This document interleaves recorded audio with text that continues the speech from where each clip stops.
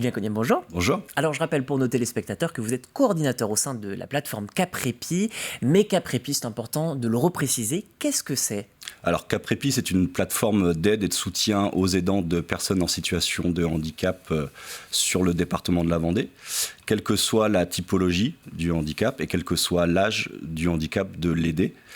C'est une plateforme qui est coportée, copilotée par 5 associations, le DAPS 85, dispositif d'appui au parcours de santé, la Fédération ADMR de Vendée, Organdi, Handi Espoir et l'ADAPEIARIA. Alors, on l'a dit, il y a plusieurs acteurs qui travaillent ensemble. C'était important de se rassembler pour s'unir pour cette cause-là ? Oui, mais le coportage et le copilotage de ces 5 associations envoient un message fort, puisque en fait, ça vient nous dire comment on peut travailler ensemble pour apporter une réponse commune en fonction des besoins des aidants. Donc c'est ce qui nous permet aussi au niveau partenariat de pouvoir être dans cette même philosophie de regrouper les forces vives du département. Et donc c'est une très très belle initiative. Alors on le rappelle pour nos téléspectateurs, un aidant c'est tout simplement une personne qui vient en aide à un proche ou à une personne de son voisinage par exemple qui est malade ou atteint d'une maladie chronique. Enfin, tout ce qui peut être fait pour aider cette personne à aller mieux. Mais c'est important de le dire parce que ça repose aussi sur des logiques d'intelligence collective et c'est pour ça que c'est bien d'être à 5 finalement. Oui, tout à fait. Et puis, c'est aussi important de prendre en considération les aidants de personnes en situation de handicap dans le sens où, déjà, il faut qu'on puisse, c'est quand même énormément d'investissement de la personne au quotidien et il faut absolument éviter la rupture pour qu'on puisse être dans une relation d'aide qui soit porteuse. Il y a aussi donc cette idée d'aider, comme vous le disiez très bien. Mais comment elle est venue cette idée ? Parce qu'on peut se dire que, comme vous le dites, il y a beaucoup de forces vives dans le territoire. Peut-être qu'il n'y avait pas forcément ce besoin. Et pourtant, vous le faites, vous vous réunissez. Pourquoi ? Je pense qu'il existe énormément de choses sur le département, sur le territoire. Il y a beaucoup de ressources départementales. Il y a une force vive qui est extraordinaire sur le département. Peut-être qu'il manquait à un moment une connaissance, une interconnaissance entre les acteurs et je pense que cette plateforme vient coordonner aussi les offres de répit à destination des aidants et vient cibler le bon partenaire en fonction des besoins et de pouvoir répondre de façon la plus efficace possible. Et c'est très important. Eh bien, ciblons-les justement, ces besoins. Quelles sont les choses qu'on vous demande fréquemment pour aider ? C'est d'avoir un espace de respiration, c'est d'avoir une petite pause dans son quotidien d'aidant, c'est d'avoir aussi une reconnaissance en tant qu'aidant. On sait qu'aujourd'hui, il y a des reconnaissances administratives, il y a une reconnaissance aussi juridique, il y a une reconnaissance du statut en tant que tel avec des allocations, par exemple. Donc, c'est important de porter ça. On peut être père, mère, frère. Alors, c'est pas que les aidants familiaux, c'est aussi les proches aidants. On peut être un voisin, un ami, à partir du moment où ça a un impact sur la vie quotidienne de la personne.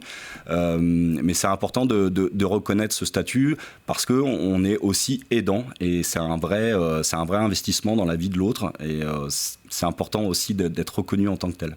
Oui, parce que par exemple, on estime qu'il y a plus de 11 millions d'aidants en France. Ça fait quand même énormément de personnes que vous pouvez aider. Alors, forcément, il n'y en a pas 11 millions en Vendée, on se comprend.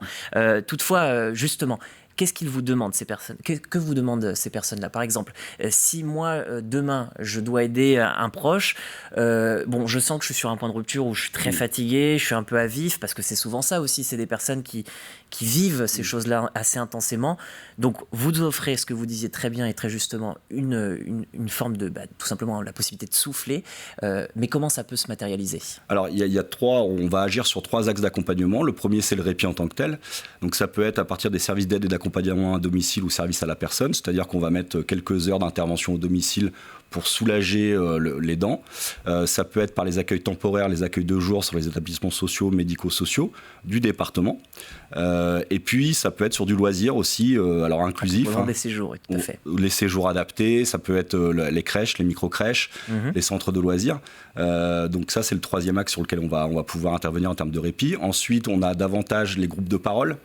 Tout ce qui va permettre de se retrouver autour d'un thème, le suivi psychologique est très important, la formation aux aidants, et puis la reconnaissance du statut. Et ensuite, sur le 3e axe, à moyen terme, la plateforme doit pouvoir devenir experte sur le sujet des aidants et pouvoir créer cette synergie en fait, entre les partenaires pour pouvoir mettre toutes les forces vives à destination des aidants.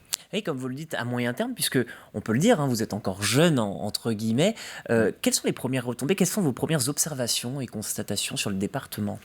Oui, on est jeune parce que la plateforme a vu le jour le 24 octobre 2022. Alors les premières observations, c'est qu'aujourd'hui, on accompagne beaucoup de parents, d'enfants ou d'adultes souffrant de troubles du spectre autistique, ce qui est une très très bonne chose qu'on puisse aider ces personnes. Maintenant, il faut qu'on aille un peu plus loin puisque les typologies de handicap sont nombreuses, les situations d'aidants sont nombreuses aussi.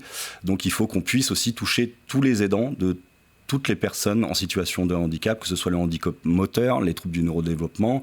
Enfin, il faut qu'on puisse vraiment répondre de façon globale. Et ça, c'est important. Donc, notre constat aujourd'hui, il est celui-ci. Il faut qu'on puisse continuer à accroître notre aide et puis surtout de cibler des aidants différents aussi, avec des handicaps différents pour leur aider. Alors là, vous me parlez par exemple de handicap, mais si je suis atteint par exemple d'un cancer, que j'ai un aidant, est-ce que cet aidant-là peut faire appel à vous ? Alors, pour l'instant, peut-être pas. Non, parce qu'en principe, on est vraiment sur la base des notifications MDPH. Donc, il faut que la personne aidée par l'aidant ait une reconnaissance, une notification MDPH. Ensuite, bien évidemment, qu'on dit jamais non. En fait... Je vais prendre un exemple, on a des personnes qui nous appellent, qui accompagnent des personnes avec des maladies évolutives. Là, on va plus se tourner vers le nid des aidants, on va plus travailler avec le nid des aidants qui est très très performant dans ce domaine en termes d'accompagnement. Mais on ne va jamais dire non, vous êtes trompé de numéro, vous êtes trompé de porte d'entrée, non. On va déjà recueillir le besoin, on va écouter parce que l'écoute c'est essentiel, et ensuite on va travailler avec le partenaire qui soit le plus adapté possible, qui est le plus adapté possible. Alors il y a aussi autre chose que je trouvais assez juste en fait, parce que sur notre antenne on a déjà parlé de Caprepi, et Hubert Dubuisson, le directeur général de l'association Organdi, disait ceci: certains aidants ne se reconnaissent pas comme tels. Comment ça se fait finalement ? Je pense que quand on est aidant, déjà on donne 200% de son temps, de sa vie. On n'a pas le temps, on conceptualise pas en fait cet accompagnement comme une fonction, comme voilà, on est ce que je disais tout à l'heure. C'est normal. Voilà, c'est normal. C'est-à-dire que quand on est père, ça fait partie de sa fonction paternelle. Quand on est mère, ça fait partie aussi de sa fonction maternelle. Quand on est ami, on est ami, donc on aide, c'est normal.